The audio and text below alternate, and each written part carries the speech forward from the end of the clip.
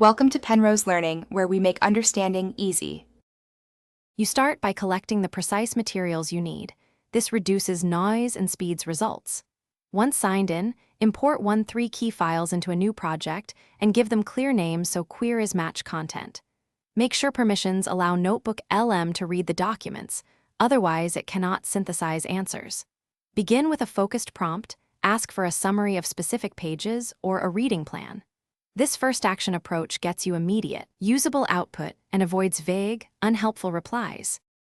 Once initial summaries appear, push deeper by asking for definitions, concept maps, and step-by-step examples. Explain why you need each format. Use iterative refinement, follow up with specific page references, ask for clarifying examples, or request flashcards for testing. Make sure to export important outputs into your study folder so you can review offline. When confused, ask for analogies or contrasts to tie new ideas to what you already know. That strengthens recall and makes complex material manageable. Finish by exporting organized notes and flashcards, then schedule spaced reviews to lock memory. You should cross-check any factual claims against the original pages and annotate uncertainties for instructor follow-up.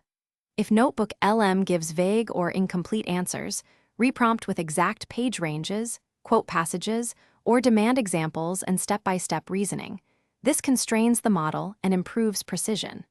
Finally, save versions of your prompts that worked well so you can repeat the process quickly for the next topic. Thanks for watching. If this was helpful, leave a like and consider subscribing. See you next time.